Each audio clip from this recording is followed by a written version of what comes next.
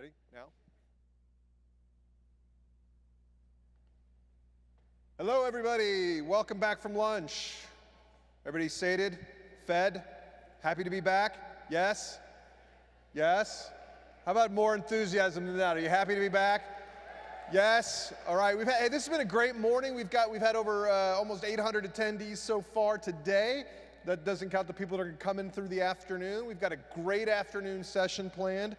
Among many other things, we have panels on the future of learning, the future of tech and sports, which is a star-studded panel, and we've got our keynote this afternoon with the rock star Bozoma St. John from William Morris Endeavor. Our next session comes from the leaders of the extended Moxie family, our friends in New York. We can see them. There they are. We can see them, but they can't see us.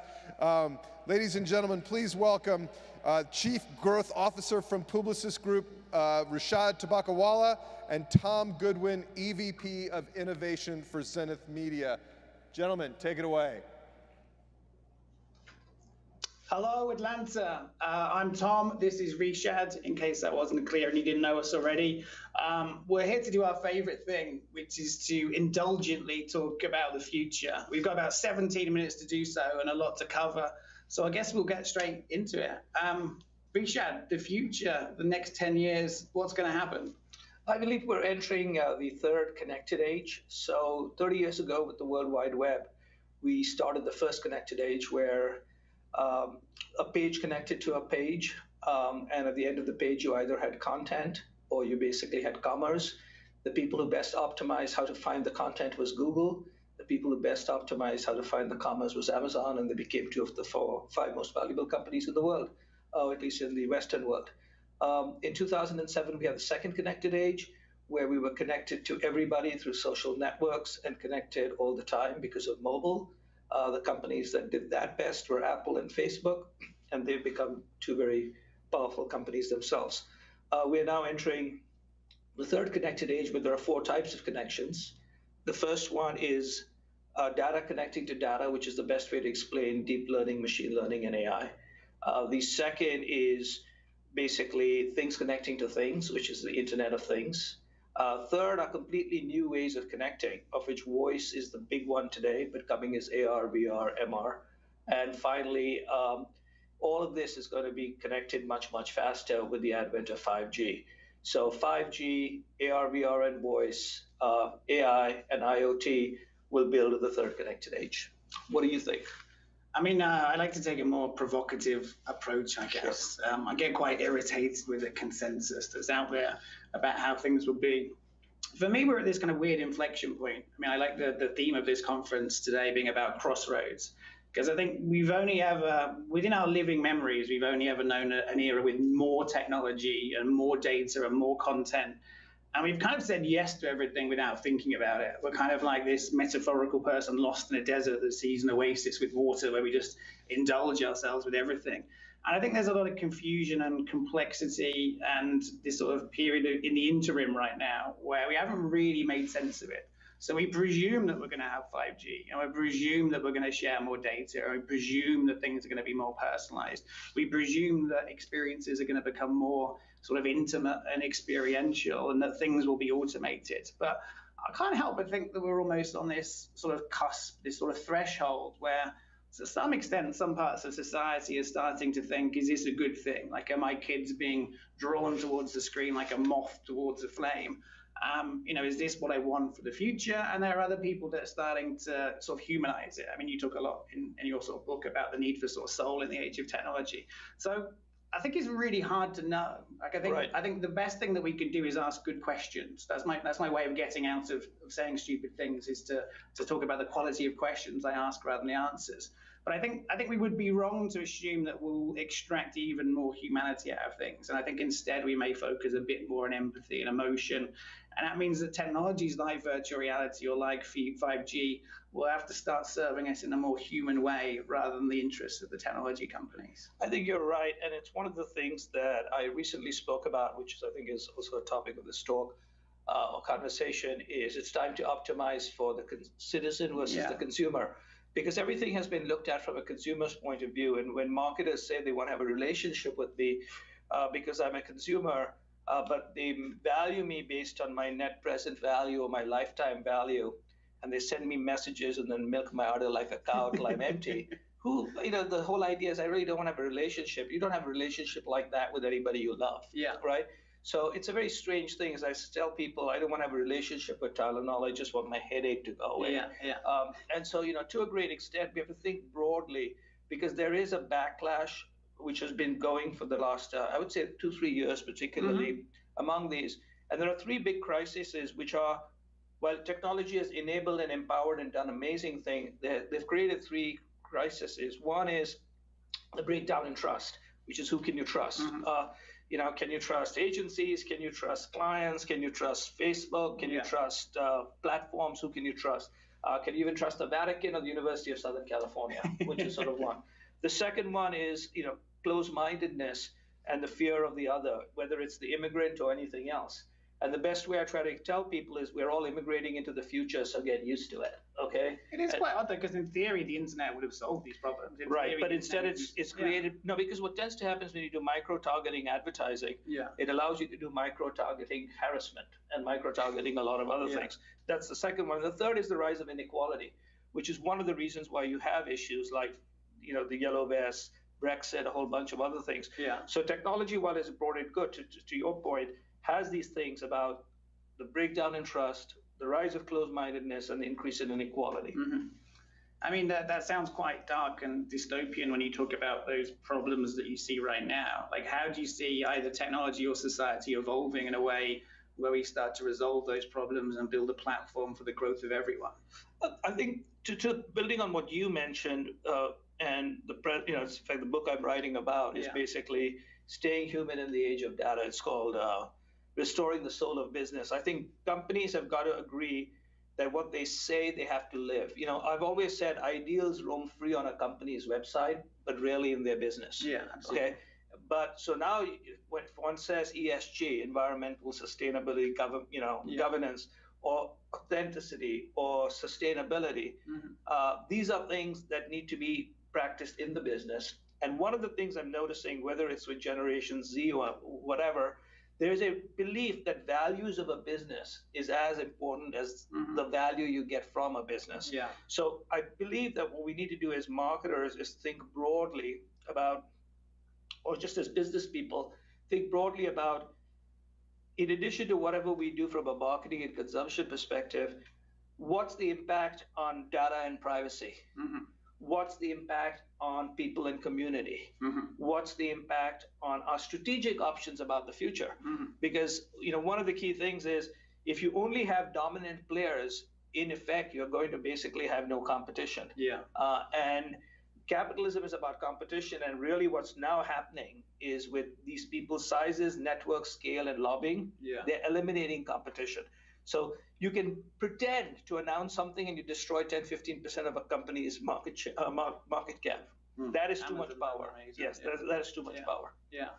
I mean, it's going to be interesting to see how we resolve this, and whether it's done through regulation, whether it's done through emerging competitors, whether technology becomes another sort of disruptive layer. Are there sort of examples of companies that you see today that are starting to build themselves on the principles that you're talking about, or that are kind of leveraging the market dynamics in a way that you think represents what the future will be? So, there are a lot of companies, I think almost every company, including the ones that we today both admire but sometimes are scared of, are run by very smart people who begin to understand that they've got an issue, right? So some are leveraging it in a different way. So Apple is building all around trust, as much as they possibly can. The folks at Google with YouTube are trying, and they've got a very smart CEO who are trying really to clean up that outfit. But what they have to recognize is they can't fix it with algorithms, because the reality of it is algorithms don't fix it. They're Frankenstein-like monsters, but I think Apple's doing it. The other companies that are tending to do this very well is Microsoft. Is also getting involved. This is among the larger companies. We don't really talk about them that much, do we? For a company that was just valued over $1 trillion. Right, and what tended to happen is that Microsoft was one of the interesting things. So Microsoft is today the most valuable company, and was sort of written off for dead. And this is the key thing I think that companies need to do, and we individuals need to do. when they looked at the world through windows, they couldn't see clearly. Mhm. Is the way I describe Microsoft. When you looked at the world through windows, Just hit me. right, Yeah. you can't see clearly. Everything was Windows, Windows, Windows. That Yeah. was Steve Ballmer was running around like a monkey, yelling and screaming Yeah. about that. Today, there is no division called Windows, right? They've dropped that stupid stuff. Yeah. Okay, and so what has happened is they're much more focused on basically empowering people in business, providing them with tools, and thinking about cloud. They've basically bought GitHub, and they've become very open. Okay. And so the whole idea of changing your business model upside down is one of Yeah. the things we should think about. So serving people rather than selling products or Yes, services. yes. It's basically people are looking for solutions, access, value, and experiences. They aren't looking for the stuff you're trying to sell. Yeah, yeah. I kind of think one of the definitions, I think, of the innovative environment right now is the abundance of technologies and this uncertainty about whether 5G will change everything or nothing. AI is here to steal our jobs or it's going to augment our jobs. And a lot of innovation, I think, comes down to saying no to certain things. So are there any particular technologies that you think are somewhat of a distraction for people today? So my sense, you've got to recognize that almost every technology has been optimized to be has got its inspiration from the what I would call from Las Vegas. Okay, so the best way, I think they've gone and sat there and they've looked at the slot machines. Yeah. And they basically said, how do we make you constantly sit at the slot machine? Yeah. And so that's really the way everything from the endless feed, Yeah, et cetera, are. And so to a great extent, one thing that at least I advise people to do is go at least analog for 2 hours a day in your life. Mhm. Okay, by going analog. Now in the West, the way they've gone analog is they've started meditating. Okay, but you could read a book, you could go for a walk, you could do a whole bunch of other things, and then you'll begin to realize that you could actually do both with and without. So my stuff isn't the future is bleak. I think the future is great. It's just we have to figure out how to guide it versus letting a bunch of.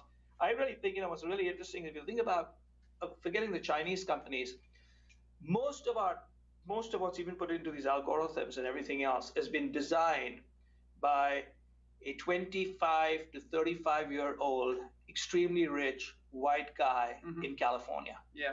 Yeah. Okay, that's not the world. To solve the problems of not having a mum anymore. Right. Often. Right.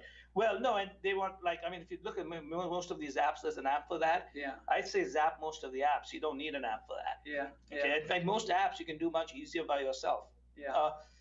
In fact, what's really interesting when you think about voice, Alexa is really big, but when you actually see what people do with Alexa, Yeah. right, with Amazon Echo Alexa, Yeah. is weather, Yeah. news, and music. Yeah. Yeah. Okay, while they have 800 or 8,000, whatever skills, nobody cares, Yeah. right? And in fact, the most interesting skill, and the most used skill, for instance, in voice, was at the World Cup, Yeah. where people used Google Assistant to basically translate from Russian to a language. And I was doing this the other day in my kitchen, which I told my daughter, who's very fluent in Spanish, I said, I'll speak in English, and I will have Google Assistant be the translator. Okay. So I spoke in English, Google translated into Spanish, she spoke in Spanish, translated. Now that is interesting, okay? That builds the world together, right? Having an app where you go and away from everybody doesn't put anyone together. It's a very interesting example for me of how actually our predictions of the future is generally terrible. And we tend to assume it's things that are very physical and hardware based. If you look at films like Blade Runner or Back to the Future 2, we kind of take the things that we've known and we kind of extrapolate them to become more far-fetched and more sort of glamorous looking, and they fly and they're made out of silver. And actually, it's the invisible things that are really exciting. Like, no one really predicted the smart speaker arriving because you can't sort of touch it, and algorithms you can't show very well on a PowerPoint presentation. But it's actually the sort of the fundamental business models that power these companies and the bits of software that automate and answer questions for us and wrap us in solutions to our problems. It's actually those that have been the most sort of disruptive forces. And that's why it becomes really hard to predict, because you don't really know what can get built on 5G. Like what allowed Uber to happen was kind of the smartphone and the GPS chip and sort of 3G at the same time. Like, it was very hard to sort of predict that would happen. So when you have AI, when you have 5G and you have VR, like, that creates this canvas that it's almost overwhelming to our imagination, I think. It is, and a way I think for people to think through it is to sort of determine what innovation is. Yeah. And I have a definition for innovation, which is fresh, insightful connections. Okay. So just like you sort of talked about, Uber, which is a combination of basically mobile phones, Yeah. right? GPS. Yeah. A lot of people looking for jobs after 2008, Yeah. 2009. Yeah. Okay, that's where Airbnb came up. People were looking to get stuff. So there's always a cultural thing that nobody can predict. Yeah. And some interaction between three technologies that basically gives this and sort trust of as well. Is a new world. I grew up in a world where there were three things you didn't do. You didn't get too close to the TV. Yeah. That meant you go blind. You didn't talk to strangers, and you wouldn't get in their cars. And then now you slave even strangers. Right, and that's everything from the rating systems to the fact that they can follow you around or whatever. But the other thing that I think is extremely important is, to your point, no one can understand, predict technology. If someone had said some of the most interesting purchases and some of the hottest thing today in technology is radio. Yeah. Right? You'd say, what are you talking about? But when you think about everything from podcasts and everything else, right? And Spotify, it's radio. Yeah. And because I think one of the things we also have to recognize is, and this is a United States number, and this conference is in the US, and most of the people in the US, the average person in the United States spends 11 hours watching a screen. Mm-hmm. Okay. 11 hours. 11 hours watching a screen. That includes the screen of supposedly working, right? When you're actually on social media or playing God knows what, Fortnite. But so when you're doing this 11 hours, and so assume that people sleep 6-7 hours and they have to have a shower and a few other things. Yeah. There's very little more time for that, right? Yeah. So the colonization of the eyes are over. Yeah. So now everyone's moving to the colonization of the ears. Okay. Okay. And when you think about it, the colonization of the ears is when you're on the move. Yeah. Right? Or when you're doing something else. You could be listening to a podcast while you're working out. You could basically be listening to stuff in a car. And so the whole idea of the colonization of the ears. So those things are very interesting. They're cultural. Yeah. Right? And I think you see a lot of that happening in the future. It sounds quite overwhelming, though. It sounds like a kind of assault on all senses at the same time. Well, the good news is in a few years you'll be dead anyway, so you won't have to worry about it. But in the meanwhile, enjoy it. I think it's certainly a very interesting time in the world right now, and getting the difference between the more things change, the more they stay the same, to sort of quote famous French philosophers, and to understand what is profoundly different and we didn't expect. It's that sort of gulf between like repetition and reimagination that's really hard to sort of understand. And I guess that's why you're all in a big room today in Atlanta having these conversations. So I think that's probably all we have time for. Thank you very much. I hope you've been interesting. I hope you've been challenging and provocative. Thank you very much for your time. Absolutely. Thank you.